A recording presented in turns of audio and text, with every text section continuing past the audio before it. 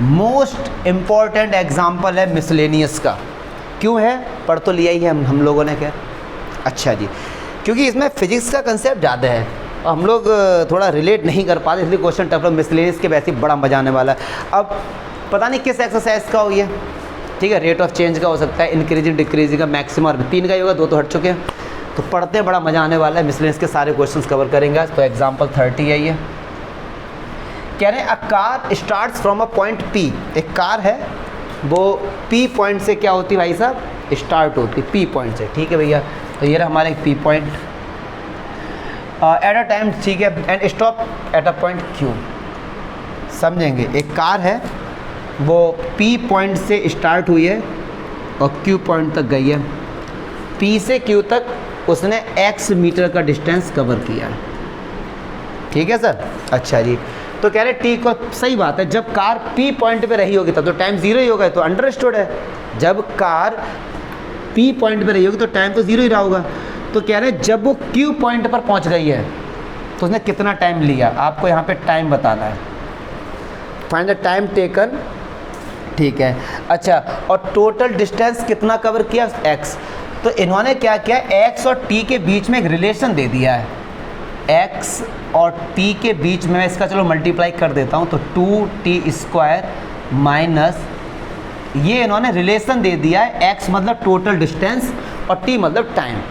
एक कार है, वो x मीटर डिस्टेंस कवर करती है P से लेके Q तक जाने में, तो कितना उसने टाइम लिया ये पूछा है। P पॉइंट पे तो टाइम 0 होगा। अच्छा, अब कार मान लो यहाँ से चली होगी भैया, ये हमारे पास कार है, ठीक है। तो अगर मैं आपसे पूछूं कि velocity of the car, velocity of the car, अब मैं यहीं पर लिख के थोड़ा सा शांत होकर बताऊंगा कि सर आपने वेलोसिटी ही क्यों लिया, आपने स्पीड क्यों नहीं लिया। डिफरेंट, किसी किसी बुक में स्पीड का भी जिक्र है, बट हम वेलोसिटी क्यों लेंगे पहले इसको जान लो जरा। वेलोसिटी में क्या होता है, डायरेक्शन की बात होती है। अब P से लेके Q तक जाना है तो हमारे पास एम है, मतलब हमको पता है कि भाई हमें कहाँ जाना है, Q तक जाना है, तो डायरेक्शन हमारे पास होगा। ये ऐसा हम लेट करके चल रहे हैं कि अगर हमको P से Q तक जाना है तो हमारे लिए वो वेलोसिटी का काम करेगी, ना कि स्पीड का काम करेगी, ठीक है। ओके, वेलोसिटी होता क्या है? अगर हम लोग ने छोटे क्लासेस में पढ़ा ना, वेलोसिटी होता क्या है? Change in distance upon change in, यही तो होता है। और अगर कहीं पर भी चेंज चीज आ जाए, चेंज, तो उसका डी लग जाता है। पूरे चैप्टर में यही पढ़ा है। कोई चीज़ अगर इंक्रीज़ हो रही है या कोई चीज़ डिक्रीज़ हो रही है, मतलब उसमें चेंज हो रहा है, तो उसके आगे क्या लग जाता है? डी लग जाता है। तो कहने का चेंज इन डिस्टेंस, डिस्टेंस कितना? एक्स, तो ये किसकी बात कर रहे हैं? D x. और ये किसकी बात कर रहे हैं? D x over D T. सही बात है ना? अच्छा जी, अब मैं आपको और भी बताऊँगा आगे। अच्छा, वेलोसिटी पढ़े लिखे आदमी, फिजिक्स का concept, don't worry. P point पर गाड़ी की वेलोसिटी क्या रही होगी? 0। सही बात है, गाड़ी अभी रुकी हुई है, तो क्या मैं बोल सकता हूँ कि P पॉइंट पर V क्या रहा होगा? 0। और Q पॉइंट पर V क्या रहा होगा? 0, क्योंकि जब कार स्टॉप है तो 0 ना। अच्छा, तो अगर मैं बात करूँ एट पॉइंट P, V क्या रहा होगा? 0। और V है क्या? dx over dt। अरे वेलोसिटी है क्या? dx over dt। तो क्या मैं dx ओवर dt को 0 के बराबर रख सकता हूँ अगर मैं बात करूँ पॉइंट P के? अरे बताओ ना यार। ठीक है, तो dx ओवर dt x का फंक्शन, इसका क्या कर दो? डिफरेंशिएशन कर दो। किसके रेस्पेक्ट? 2 के रेस्पेक्ट। तो 2 स्क्वायर का 2t मतलब 4t minus 3t square upon 3 is equal to 0। ये कैंसिल हो गया। 4t minus t square equal to 0। t common आया तो 4 माइनस टी, तो एक तो आया t बराबर 0 और एक क्या आया? t4। आप बताइए, यहाँ तक कोई डाउट है किसी बच्चे को? तो बताइए, किसी बालक को कोई डाउट है तो बताओ। अच्छा, अब आंसर क्या है? देखो, t इक्वल टू 0 तो तभी होगा जब कार वहाँ पे खड़ी है, और वेलोसिटी 0, समझना 0 कब कब होगी? एक तो पॉइंट P पर होगी और एक पॉइंट Q पर होगी। यस और नो? दोनों पर वेलोसिटी क्या होगी? 0। तो इसका मतलब है Q पॉइंट तक पहुंचने में उसने कितना टाइम लिया है? 4 सेकेंड। Q पॉइंट तक पहुंचने में उसने कितना टाइम लिया है? आप डाउट बता दो सर, ये क्योंकि ज़्यादा मैं इसके डीप में क्या ही जाऊँ। कोई डाउट है तो आप बताओ कि सर इसमें ये डाउट है। कोई बालक अगर ऐसा लग रहा है, इसको लग रहा है हाँ सर डाउट है, नहीं ये भी कुछ एग्जाम्पल सर। देखो मैंने डाटा लिखा है, मैं समझाता हूँ क्या कहना चाह रहा है। आप लोगों ने पढ़ लिया क्वेश्चन, कह रहे हैं कि भैया एक हमारे पास इन्वर्टेड कोन है। इन्होंने ये नए, आप जो बच्चे क्वेश्चन पढ़ते हैं इसमें लिखा है कि एक इन्वर्टेड राइट सर्कल कोन है और axis vertically and vertex lower most. अब ये इन्होंने पता नहीं क्यों बच्चों को ऐसे शब्द दे दिए, बच्चे को लगता हो पढ़ गया बड़ा टफ। कुछ नहीं भाई, इन्वर्टेड का मीनिंग क्या हुआ? उल्टी कोन, मतलब कोन ये रही, ठीक है, समझना। अब ये क्या कहना चाह रहे हैं, ये इसकी हाइट हो गई और ये इसकी रेडियस हो गई, ये इसकी स्लांट हाइट हो गई। कह रहे हैं इसका जो लोअर मोस्ट पॉइंट है ना ये और जो इसकी ये हाइट है वर्टिकली, ये एक एक्सिस पर है, मतलब इसको एक्स एक्सिस ले लो, मतलब एक एक्सिस ऐसे बाई एक्सिस और ये ऐसे, इस तरीके से कहना चाह रहे हैं। बस ये क्यों कहना चाह रहे हैं, ये कहने का मीनिंग है भैया एक तो ये पता लगेगा ये एंगल 90 है, और वो इन्होंने राइट सर्कल कोन बोल ही दिया था, फिर भी इन्होंने चलो ठीक है बताया। कह रहे हैं जो सेमी वर्टिकल एंगल है ना, सेमी वर्टिकल एंगल होता है जो ये वाला, या तो इसको बोलो या फिर इसको बोलो। तो ये मान लो अल्फा है और ये कितना दिया गया, ये दिया गया हमको tan इनवर्स 0.5। अब सेमी ये इन्वर्टेड कोन है, इसमें पानी पोर किया जा रहा है, पानी डाला जा रहा है। तो पानी आपने डालना स्टार्ट किया इसमें, ठीक है, पानी पक्की बात है, पानी डालोगे भैया भरेगी। ये इसकी हाइट है और ये इसकी रेडियस है। तो आप इसमें पानी डालेंगे, अभी मान लो खाली है, आपने पानी डाला तो पानी का लेवल बढ़ा, हाइट में क्या हुआ, चेंज हुआ हाइट में। तो कह रहे हैं कि हाइट में जो चेंज हुआ है वो किस स्पीड से चेंज हुआ, जब h की वैल्यू 4, ऐसा क्वेश्चन दिया गया। मतलब हाइट में चेंज हो रहा है तो आपको dh/dt फाइंड करना है, और जब h की वैल्यू कितनी 4 मीटर, ये तो आपको फाइंड करना। सही बात है, जब आप इसमें पानी डालेंगे तो हाइट में चेंज होगा, तो हाइट में चेंज होगा मतलब dh किसके रेस्पेक्ट में, जब कुछ नहीं दिया तो टाइम के रेस्पेक्ट में, और वैसे भी यहाँ पे आवर्स दिया गया तो टाइम के रेस्पेक्ट में चेंज होगी। अच्छा, आप इसमें जो पानी डाल रहे हैं उसका जो रेट है वो 5 मीटर क्यूब पर आवर, मतलब 1 घंटे में 5 मीटर क्यूब पानी डाल दे रहे, मतलब इसके वॉल्यूम की बात कर रहे हैं। ये क्या गिवन है हमको, वॉल्यूम गिवन। वॉल्यूम कितना गिवन है, 5 मीटर क्यूब पर एच, ठीक। और वॉल्यूम ऑफ कोन क्या होता है, 1/3। अब प्रॉब्लम ये आ रही है कि सर ओ माय गॉड, ठीक, बहुत, जो वॉल्यूम है वो हमारे पास क्या है 5 मीटर क्यूब पर। अच्छा, हम इसे पानी डालते जाएंगे, समझना बात को, तो वॉल्यूम में भी तो चेंज होगा। तो क्या दिया गया, dv/dt, क्योंकि जब आप उसमें पानी डालेंगे, अब समझो यार इस चीज़ को, अभी ये खाली है तो वॉल्यूम 0, पानी डालते गए वॉल्यूम बढ़ा और डाला बढ़ा, मतलब वॉल्यूम में चेंज हो रहा है। तो वॉल्यूम में चेंज हो रहा है वो dv/dt ये दिया गया, ठीक है सर। अच्छा जी, ये गिवन है हमको। और वॉल्यूम क्या होता है इसका, 1/3। अब प्रॉब्लम ये आ रही है कि जैसे जैसे आप पानी डालोगे तो हाइट में भी चेंज होगा, रेडियस में भी चेंज होगा। अब बच्चा सोच रहा हो सर रेडियस में कैसे चेंज होगा। एक बात सुनो, अभी पानी यहाँ पर है तो रेडियस ये हो गई, अब पानी यहाँ पर आ गया तो रेडियस ये हो गई, रेडियस में भी चेंज हो रहा है, हाइट में भी चेंज हो रहा है। तो सर किसके रेस्पेक्ट में करें डिफरेंस, बड़ी समस्या है। यहाँ पे आके बच्चा फंस गया कि सर किसके रेस्पेक्ट में करें। अब आप कहोगे सर टी के रेस्पेक्ट में करना है, सही बात है। अब देखना जरा, टी के रेस्पेक्ट में करके आप कितना बुरा फंस जाओगे, देखना 1/3 पाई r² का 2r और dr/dt, और h का क्या हो गया। चलो मानता हूँ कि ये वैल्यू फाइंड करनी ठीक है, लेकिन इसके बारे में तो कोई इन्फॉर्मेशन ही नहीं हमारे पास, फंस जाओगे आके। अब क्या करें, तो देखेंगे जो ये एंगल दिया गया इसका भी तो कुछ ना कुछ खेला होगा। हमको दिया गया है alpha equals to tan inverse 0. अब tan इधर आएगा तो tan अल्फा बराबर दिया गया 0. पॉइंट हटाया नीचे, 5 2 जा 10। क्या tan अल्फा बराबर 1/2 है, और tan बराबर क्लास 10th में पढ़ा था क्या होता है, परपेंडिकुलर अपॉन बेस। तो इस अल्फा के लिए परपेंडिकुलर क्या है, r, ठीक है, और बेस क्या है, ये हाइट, तो 1/2, तो 2r इक्वल्स टू h और r बराबर hy। तो क्या मैं r की जगह h/2 लिख सकता हूँ। अब एक बच्चा बोलेगा कि सर आपने h की जगह 2r क्यों नहीं रखा? अगर आप h की जगह 2r लिखते, हमको तो यार dh/dt फाइंड करते, h का तो रहना बहुत ज़रूरी है यहाँ पे। तो v इक्वल्स टू क्या हो गया, 1/3 पाई r की जगह h²/4 इंटू h। तो v हमारा हो गया π/4 12 और h क्यूब। क्लियर है? अब कर दो dv/dt। तो चलो भाई साहब, dv/dt क्या होगा, π/12 3h² और dh/, और dv/dt की वैल्यू कितनी है, 5। ये काट दो, 3 4 जा 12, तो कितना होगा πh²/4 और dh/, हमको निकालना क्या है, dh/dt। तो चलो 5 4 जा 20 अपॉन πh² आ गया हमारे पास dh/dt। लेकिन कह रहे थे जब h की वैल्यू क्या है, तो h की जगह क्या पुट कर दो, 4। तो h की जगह 4 इंटू 4, तो 4 पंजे 20, 5/4 पाई। अब dh/dt, h क्या है, मीटर, और टाइम क्या है, hours. This is your answer. Metre है ना, हाँ मीटर है। एक बार आंसर चेक कर लो, सही है?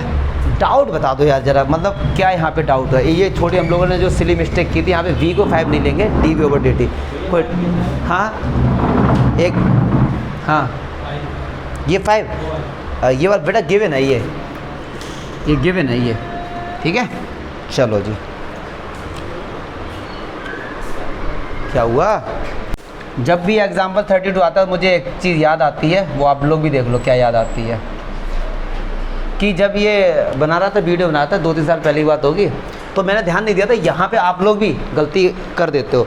यहाँ जो ये दिया गया किलोमीटर में, और बाकी पूरा क्वेश्चन दिया गया मीटर में, ठीक है? तो हमने जब पूरा कर लिया तो मैंने कहा बच्चों आंसर मिलाओ। बच्चे कह रहे सर आसपास भी नहीं हो आप। तो हमने यार ये क्या हो गया? फिर हमने, मुझे लगा सॉल्यूशन में मैंने कहीं मिस्टेक, पूरा सॉल्यूशन देख लिया भाई। अब बच्चे लोग क्या है कि अगर उनको पता लग जाए टीचर बिजी हो गया क्वेश्चन में, तो उन्हें बड़ा कॉन्फिडेंस बढ़ जाता बच्चों का ना। होता है ये कि टीचर की असफलता बच्चों की सबसे बड़ी सफलता है। तो मुझे याद है बात कि ये गलती आप मत करना। फिर मैंने वीडियो पॉज ही कर दिया, मैंने कहा यार इतनी देर हमें कौन झेलेगा। फिर देखा, और क्योंकि दिमाग में ये था कि कैलकुलेशन मिस्टेक है कहीं पे। फिर जब क्वेश्चन पढ़ा तो देखा यार यहाँ किलोमीटर है और पूरा क्वेश्चन किस में दिया है, मीटर में, तो किसी एक में कन्वर्ट करो इसको, ठीक है? इसीलिए याद आ गई मुझे। मैंने कहा आप लोग भी ऐसी गलती ना करना कभी। हाँ चलो, अब देखो, a man height 2 metre walks at a uniform speed 5 kilometre per hour away from the lamp post which is 6 metre height. जो एक लैम्प पोस्ट है, कर चुके हैं ऐसा क्वेश्चन क्लास 10th में भी किया, एक्सरसाइज 6.3 का जो थर्ड एग्जाम्पल था, सेम वही है, बट यहाँ पर इसको हमको करवाया जा रहा है इंक्रीजिंग डिक्रीजिंग वाले में, रेट ऑफ चेंज में। तो एक लैम्प पोस्ट है भैया, ये रहा, जो कि 6 मीटर जिसकी हाइट है। तो ये A है और ये B है, ठीक है? अब एक आदमी की हाइट है 2 मीटर, वो लैम्प पोस्ट से दूर जा रहा है। तो सही बात है, अभी मान लो यहाँ पे तब चल रहा है, चलते बोल लो यहाँ पे आ गया, बताओ ना यार, यहाँ पे आ गया बंदा। वो जब वो यहाँ पर आ गया, लैम्प पोस्ट से, यहाँ से लैम्प से उजाला निकल रहा है, तो उसकी शैडो बनेगी ना, ठीक है? और सही बात है, आदमी आगे पीछे होगा तो शैडो भी इंक्रीज डिक्रीज होगी। तो कह रहे हैं जब वो 2 मीटर पे है, तो जो उसकी ये शैडो बन रही है, तो बताओ भैया, कह रहे हैं 6 metre, find the rate of at which shadow increase. Shadow किस रेट से इंक्रीज हो रही है, हमको मतलब शैडो में चेंजिंग है, सिंपल सी बात है। बहुत कुछ नया सीखोगे इस क्वेश्चन, ABCDE। सबसे नई चीज़ तो यही सीख लो भाई साहब कि हर चीज़ मीटर में, वो किसमें, किलोमीटर। तो ये 5 किलोमीटर पर आवर है, तो मैं से लिखता हूँ 5000 मीटर पर आवर। फिर सारा मीटर में ना, तो इसे मीटर में ही कर लेते। चलिए जी, अब एक बात सुनो, जो ये इसकी शैडो है, ये मान लो शैडो की लेंथ मैंने ले ली x मीटर, क्या ले ली? तो क्या हमसे ये नहीं पूछा गया है dx/dt? बताओ ना, यही तो पूछा गया ना हमसे, dx/dt। अच्छा, लड़के की हाइट 2 मीटर है और वो इस स्पीड से जा रहा है, यहीं पे थोड़ा सा बात को पकड़ना है। 5000 मीटर मतलब 1 घंटे 5 किलोमीटर जा रहा है। अब एक बात सुनो, मान लो ये डिस्टेंस A से लेके C तक का मैंने y ले लिया, कितना ले लिया जी, y। अब सारे बच्चे गौर फरमाएंगे प्लीज़ यहाँ से, जब बंदा वो A पर खड़ा है लैंप पोस्ट के पास एकदम, फिर वो लैंप पोस्ट से दूर जा रहा है, समझना, तो किस में चेंज हो रहा है, y में नहीं चेंज हो रहा है, अभी ये तो एक इंस्टेंट पर मैंने कहा कि मान लो बंदा यहाँ पर खड़ा है, जब वो यहाँ से चला हर कदम पर y में चेंज हो रहा है ना, तो ये जो दिया गया है, ये जो दिया गया है, ये क्या दिया गया है, ये dy/dt हमको दिया गया है। और हमसे पूछा गया dx/dt। अब एक बात सुना, कितना अलग क्वेश्चन है। अभी तो उठा के देख लो, जितने भी क्वेश्चन हम लोगों ने करे थे, हमारे पास ऑब्जेक्टिव फंक्शन था। अब ये कह रहे हैं dy/dt, फंक्शन तो हमारे पास कोई है ही नहीं, क्योंकि देखो ये फाइंड करना है, ये गिवन है। अब बता दो जरा, इसके अलावा कुछ भी गिवन है तुमको तो बता। कुछ नहीं गिवन है, ऑब्जेक्टिव फंक्शन है नहीं हमारे पास, किसका डेरिवेटिव करोगे तुम? तो ये इसलिए इंपॉर्टेंट क्वेश्चन है। तो अब हम लोग करने जा रहे हैं इसका ऑब्जेक्टिव फंक्शन बनाने की, मतलब कैसे बनाएंगे ऑब्जेक्टिव फंक्शन। तो क्लास 10th में जाना पड़ेगा। ये दो ट्रायंगल आपस में क्या होंगे? सिमिलर। कौन कौन सा? एक तो ट्रायंगल AEB और दूसरा एक ट्रायंगल है CED। समझो, एक बड़ा वाला और एक छोटा वाला, ठीक है। दोनों में एंगल E कॉमन आ रहा है, और लिख दो कॉमन, चलो। और इसमें एंगल A90 है और इसमें एंगल C90। ऐसा अंडरस्टूड कि लैंप पोस्ट सीधा खड़ा है और वो लड़का भी सीधा ही खड़ा है, तो A से दोनों ट्रायंगल आपस में क्या हो गए? सिमिलर। तो triangle AEB similar triangle. E किसके बराबर? E के E बीच में आ रहा, तो E बीच में आएगा। A किसके बराबर? C के A पहले, C भी पहले आएगा, बाद में D हो गया। तो ये दोनों ट्रायंगल आपस में क्या हो गए? सिमिलर। तो जो सिमिलर होते हैं उनके साइड का रेशियो आपस में क्या होता है? AE/CE बराबर EB/ED बराबर AB/CD। चलो जी, AE की वैल्यू क्या है? AE बताओ पूरा कितना? y+x। CE क्या है? CE x/EB क्या है? EB के बारे में कोई इन्फॉर्मेशन नहीं, ED के बारे में कोई, मारो गोली। AB, जबकि ED के पास तो सारी इन्फॉर्मेशन है, ED के पास तो सारी इन्फॉर्मेशन है। क्या समझ आया? ED कौन सी वाली? मोदी वाली ED। हाँ, ड्रग्स पकड़ते हैं। अरे ED नहीं होता ना, चलो छोड़ो। AB क्या? AB 6 और CD सर बहुत है हम पे। CD क्या है? 2। क्लियर है जी? तो 2 3 जा 6, करो क्रॉस। 3 का 3x = y+x। तो ये कितना? 2x = y। ये मिला जाके ऑब्जेक्टिव फंक्शन भाई साहब, हमको ये मिला है। क्या मैं इसको ऐसा लिख सकता हूँ? y = 2x कर दो, ठीक है। dy/dt इधर क्या होगा? 2dx/, बताओ ना। और dy/dt कितना दिया गया हमको? ठीक है, और 2 और dx/dt तो फाइंड करना था। कितना आया? 250 और ये आ गया dx/। अच्छा, x क्या है हमारे पास? डिस्टेंस, तो मीटर पर। टाइम क्या है? आवर्स। अगर कन्वर्ट नहीं करते तो आंसर फिर दिक्कत आती है ना। देखना आंसर, ठीक है? ठीक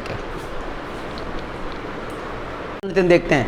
ये तो खैर बच्चे वाला क्वेश्चन दे दिया ना, पता नहीं क्यों डाल दिया मिसलेनियस में। और सुनो, इसका सॉल्यूशन देखो भाई साहब एग्जाम्पल में, ना तुम छोड़ दोगे इस क्वेश्चन को और ऊपर लिख दोगे वेरी टफ या मोस्ट इंपॉर्टेंट, कुछ ऐसा ही लिख दोगे। है क्या बकवासगिरी आंसर लिखा है।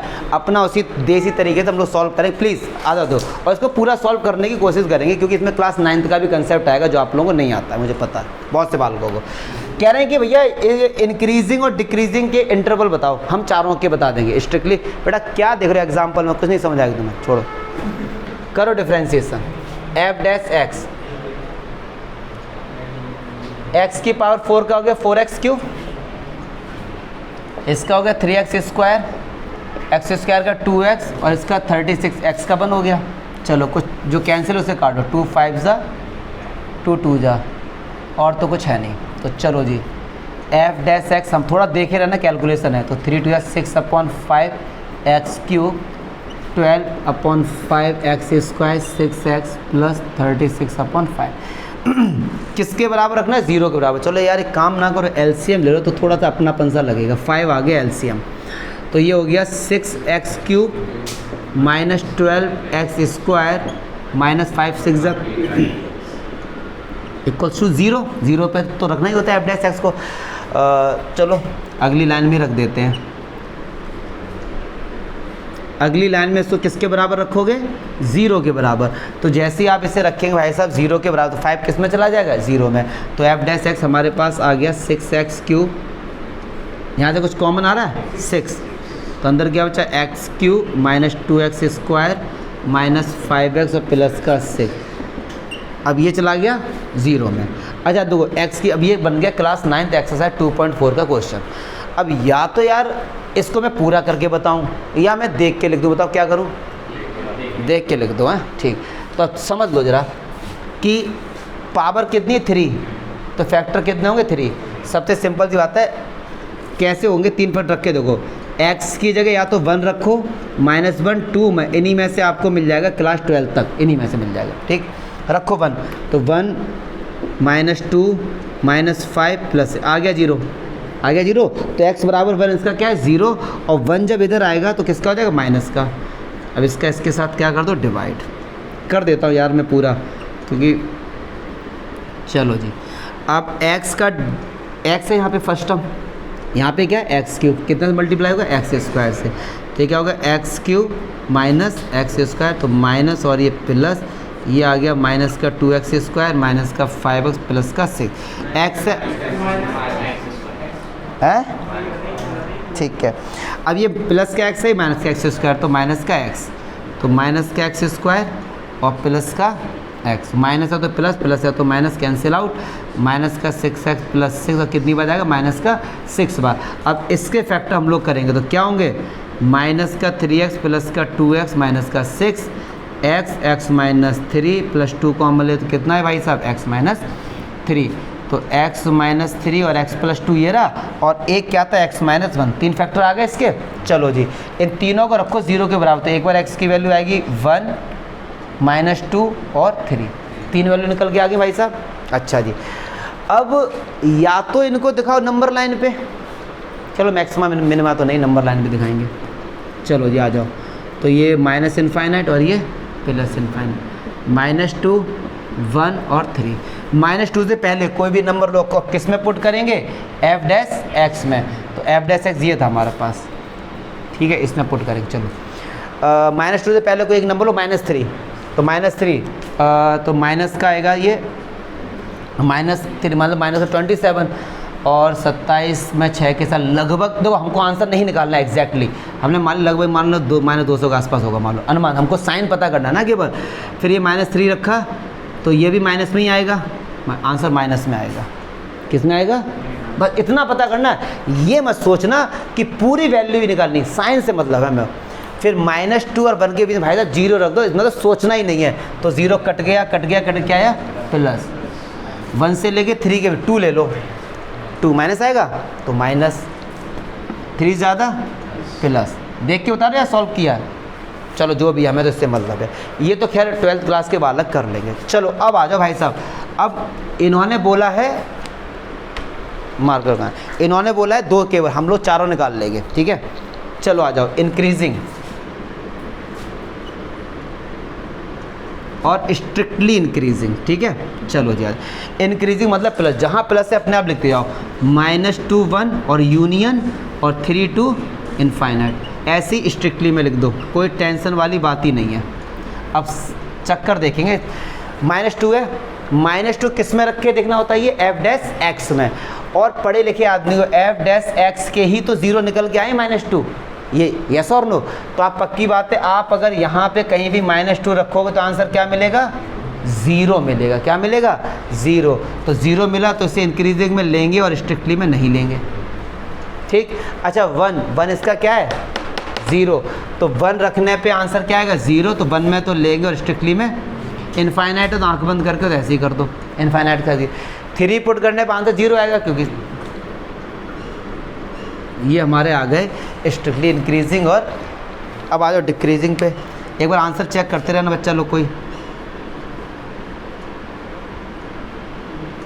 आकाश ठीक है, चलो हाँ, किसके साथ, -2 के साथ क्या चीज़ लगाया, ओपन रहेगा। चलो देख लेते हैं, ये क्या आंसर में ये बता रहे हैं कि -2 है, ओपन लगा, तो इसका तो -2 रखने पे ये देखो क्या इनके साथ आ रहा है या फिर नहीं आ रहा है। चलो देखो भैया, अब इसके साथ यहाँ पे रख दे, -2 है, चलो -2 रख के देखते हैं। इसमें रख दो, एक ही तो बात है, कहीं भी इसमें रख दो। चलो तो 6 है, -2 तो कितना हो गया, -8, -12 और -2 रख रहे ना, तो +4, -30 इंटू 2 और +36, तो -48 × 4 48 और 60 और ये 36। भाई साहब 0 आ रहा है, 0 आ रहा है, और वो तो आता भी यहाँ पे, तो 0 आने पे इंक्रीजिंग में लिया जाएगा। और शायद आपको याद आ रहा हो, जब इंक्रीजिंग डिक्रीजिंग कराया तो बताया था एनसीईआरटी में ये थोड़ी प्रॉब्लम है। चलो जी, अब आ जाओ ओनली डिक्रीजिंग में, तो डिक्रीजिंग माइनस में, -∞ से -2 यूनियन 1 से 3। अब देखो माइनस के साथ तो भाई ओपन आता है, -2 रखने पे आंसर 0 आ रहा है तो इसको लेंगे, 1 रखने पे 0 आ रहा है तो ये हो गया। स्ट्रिक्टली में उल्टा कर देना बस केवल, ठीक है, कोई टेंशन नहीं ज़्यादा। और सारे ठीक हैं। तो मिसलेनियस है, अब मिसलेनियस के एग्जाम्पल नहीं या क्वेश्चन तो कुछ ना कुछ तो नया मिलेगा आपको, ये भी देना। देखने में बड़ा सिंपल लग रहा है और है भी सिंपल, 2 ही मार्क्स का, लेकिन लॉजिक है थोड़ा सा, अभी तक के ऐसे क्वेश्चन नहीं किए थे हम। कह रहे हैं कि भैया ये प्रूफ करो कि ये फंक्शन हमेशा इंक्रीजिंग है 0 से π/4 के बीच में, लेकिन 0 और π/4 क्या है, ओपन ब्रैकेट है, मतलब इनको इंक्लूड नहीं किया जाएगा। करो भैया डिफ्रेंशिएशन। तो tan इनवर्स x का क्या होता भैया, 1/1 प्लस x², और फिर sin x का क्या होगा और cos x का क्या होगा। अभी बात तो रखना किसके है, 0 का, तो ये तो सब चला गया 0 में ही, इसका तो कुछ काम ही नहीं हुआ हमको। cos x minus sin x is equals to 0, तो cos बराबर sin x, cos चला गया तो डिवाइड में, तो sin अपॉन cos क्या हो, tan x 1 के बराबर कब होता है, जब x की वैल्यू क्या आती है, π/4। इंटरवल भूल जाओ, थोड़ी देर के लिए भूल जाओ, थोड़ी देर के इंटरवल भूल जाओ। क्वेश्चन ये चेक करना है कि ये इंक्रीजिंग है या डिक्रीजिंग। तो अभी तो हम लोग कैसे करते हैं, हम लोग ऐसे करते हैं कि ये -∞ और ये π/4 से पहले का देखते ना, अब बात का देखते, यही तो हम लोग करते इस। अच्छा, अब ये कह रहे हैं कि इसका जो क्रिटिकल पॉइंट आए वो क्या है, π/4 पे। अब जो हमको चेक करना है 0 से π/4, तो सुनो 0 से π/4 को ऐसे लिखेंगे, ये साइन 11वीं क्लास में पढ़े, इसका मीनिंग तो होता है 0 और π/4 को छोड़ के उनको सबके, या फिर ऐसे आप दिखा सकते हो 0 और π/4, तो इसको ऐसे भी दिखा सकते हो, ठीक है, किसी भी तरीके आप रिप्रेजेंट करो। अब इसके बीच में हमको दिखाना है कि हमारा फंक्शन क्या है, इंक्रीज। अब यहाँ पे थोड़ा सा कॉमन सेंस वर्क करेगा।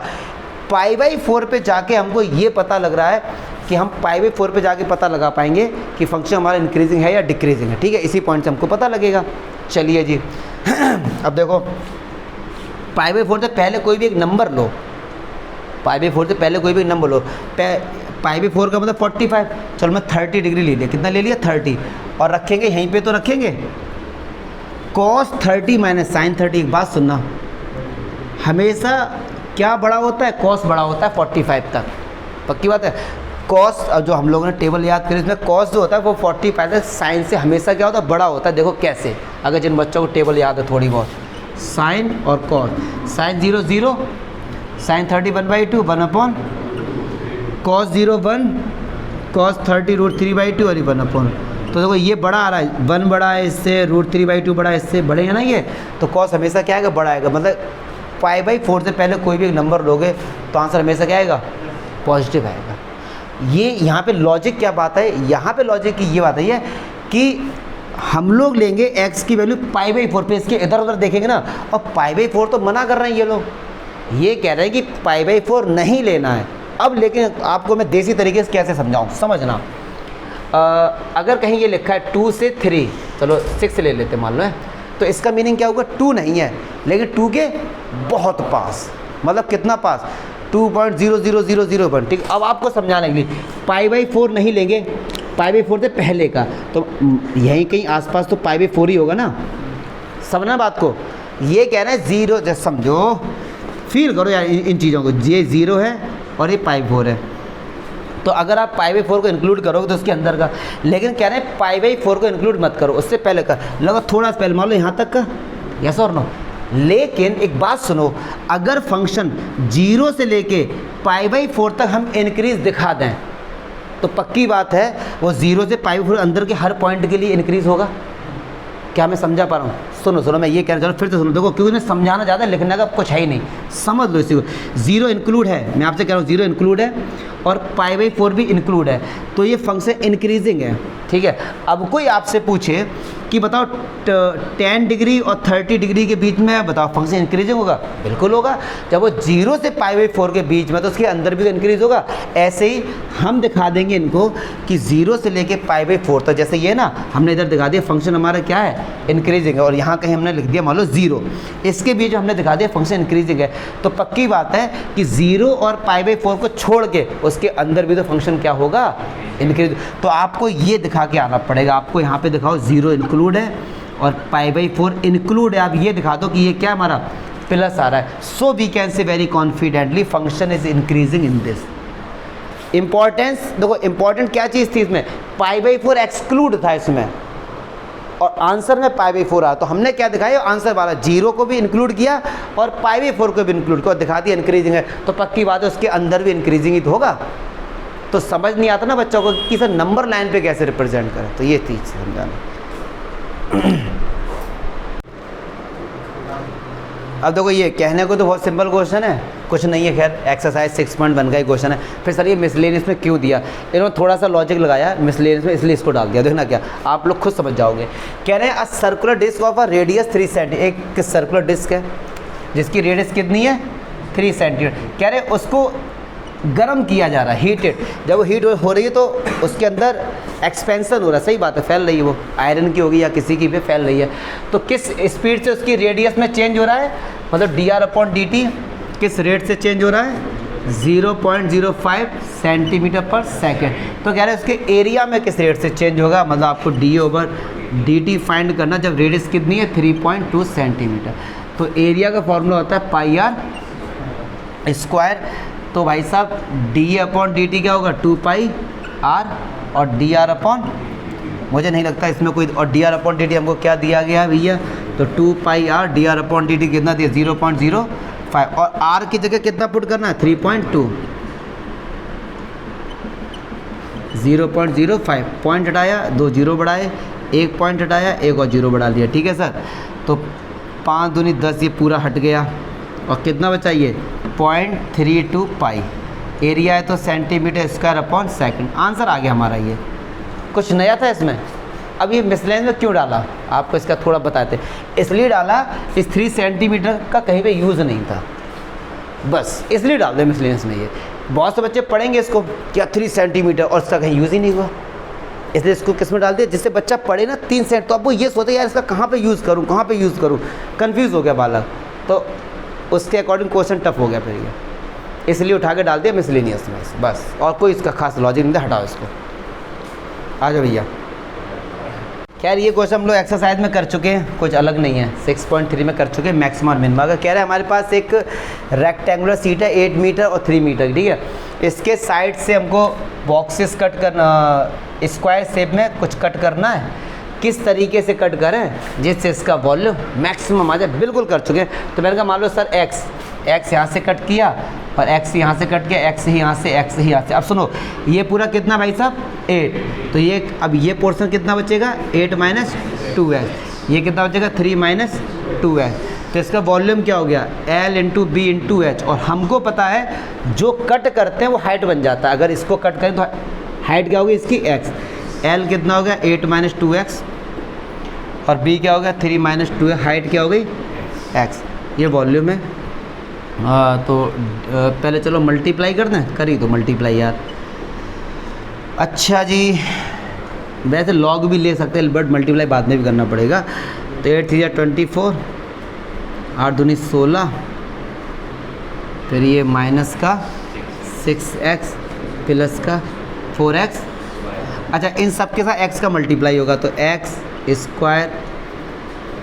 स्क्वायर और ये क्यूब, तो ये हमारा वॉल्यूम कितना हो गया 4x क्यूब माइनस का 22x स्क्वायर और प्लस का 24 कर दो भैया। अब आप हमको मिल गया ऑब्जेक्टिव फंक्शन तो 4 3 12 एक्स स्क्वायर 22 दूनी 44 एक्स प्लस का 24 इक्वल्स टू 0। यहाँ से निकाल लेना एक्स की वैल्यू, ठीक है, एक्स की वैल्यू निकाल लेना, वही हमारे आंसर हो जाएंगे। उस पर मैक्सिमम मिनिमम और दिखा दें। लास्ट एग्जांपल देखो, कर चुके हैं बहुत सारे। और क्या कोई ऐसा तो है नहीं देखो यार कि हम लोग छापने बैठे यहाँ पे, सिंपल है, कोई अलग तो है नहीं, क्या इसके लिए अलग बना है। चलो जी, ये तो खैर क्लास 8th का क्वेश्चन दे दिया इन्होंने। देखो क्लास 8th का क्वेश्चन क्या दे दिया, कह रहे हैं कि a manufacturer can sell x items, x item को बेचता है at a price of rupees, इतने रुपीज़ में बेच रहा है, 5 माइनस एक्स अपॉन 100, हर आइटम को इतने रुपये में बेच रहा है। The cost price of x item कितना है, एक्स आइटम का है ना, कॉस्ट प्राइस इतना है, तो कहना find the number of item और मैक्सिमम प्रॉफिट। देखो इंपॉर्टेंट इसमें लॉजिकल क्या चीज़ है समझना, ये एक्स आइटम बनाता है, अब सही बात है, जो कंपनी जितने आइटम बनाएगी उनको बेचेगी भी। तो जब कोई चीज़ आप बनाते हो उससे पहले ख़रीदते भी तो होगे, जैसे आप आटा बेच रहे हो, आटा खरीदे ना कहीं से, खुद तो बना नहीं ले, मैन्युफैक्चरर तो हम नहीं है। तो एक्स आइटम, जो टोटल एक्स आइटम लिए, उन टोटल का तो सीपी ये है, टोटल का सीपी, लेकिन ये जो दिया गया एसपी, ये केवल हर आइटम का दिया, हर आइटम का। तो एक्स आइटम का एसपी कितना हो जाएगा, इनटू एक्स और हो जाएगा इसमें। यही लॉजिक था, बस इसीलिए डाल दिया इसको मिसलीन में। समझो क्या कि ये जो सीपी दिया गया है ना, ये टोटल एक्स आइटम है, उन टोटल का सीपी है। जैसे मैं आपसे बोलूं कि मैंने 10 पेन खरीदे और वो 100 रुपये के आए हैं, तो ये सीपी है ना, ये पूरे 10 पेन का हो गया। और फिर मैं आपसे बोला हूँ कि हर पेन मैंने 12-12 रुपये में बेचा, तो कितने रुपये में बेच दिया, 12 × 10, बस वही वाली बात यहाँ पे आ रही है। तो प्रॉफिट क्या होता है, S P minus C P. तो एस पी हमारे पास ये एक्स का मल्टीप्लाई कर दो, 5x minus x square upon 100, और सी पी क्या है, अब ऑब्जेक्टिव फंक्शन मिल गया, कर दो डिफरेंशिएशन, ख़त्म कर ले। तो 5x का 5, एक्स स्क्वायर का 2x अपॉन 100 माइन एक्स का 1/5, ठीक है, और ये कर दो, रख दो किसके बराबर, 0 के, x का आंसर आ जाएगा 240, देख लिया मैंने। तो ये मतलब एक्स आइटम, अगर सुन लो इसका आंसर, अगर वो 240 आइटम खरीदता है इतने रुपए में और इतने रुपए में बेचता है, तो उसको मैक्सिमम प्रॉफिट होगा, उसको क्या होगा, मैक्सिमम प्रॉफिट। अब यहाँ पर नॉलेज की बात करें कि सर ऐसे तो एक आदमी काम करे, सबसे सस्ती आइटम ले ले और ज़्यादा से ज़्यादा पैसे में बेचे। फॉर एग्जांपल मैं आपको इसका रियल लाइफ यूज समझाने की कोशिश करूँ, पेन है, अब मैंने कहा मैक्सिमम प्रॉफिट कैसे होगा। नॉर्मली आप सोचो कि सर सस्ता वाला पेन ले, 1 रुपये वाला 5 में बेचो, ठीक है, लेकिन आपको अपनी दुकान चलानी है, ना कि ये पेन बेच के बंद करनी है, तो क्वालिटी से भी कंप्रोमाइज़ नहीं करना पड़ेगा। एक बंदा आया 5 रुपये का पेन लेके गया और वो चल ही नहीं रहा, कहेगा यार इतना महंगा पेन भी दे चले, तो यहाँ पे क्वालिटी से भी कंप्रोमाइज़ नहीं करना है, वरना मैक्सिमम प्रॉफिट। तो आदमी सोचे कि सस्ते से सस्ता लाओ और महंगे से महंगा बेच दो, सही बात है ना। 1 रुपये का पेन लेके आओ, क्या तो सर 100 रुपये में बेचो, कितना प्रॉफिट हो गया। एक कह रहा जब मतलब हाँक रहे हो तो अच्छे से हाँको, 10,000 में बेचो। तो यहाँ पे क्वालिटी से भी तो कंप्रोमाइज़ नहीं करना ना हमको। अब बोतल आती है सस्ती, अब मान लो तुमने गर्म पानी डाला, वो ऐंठ गई, तो अगली बार जाओगे लेने तुम वहाँ पे, तो क्वालिटी से भी कंप्रोमाइज़ नहीं करना, ठीक है। चलो ख़त्म मिसलेनियस तुम्हारी।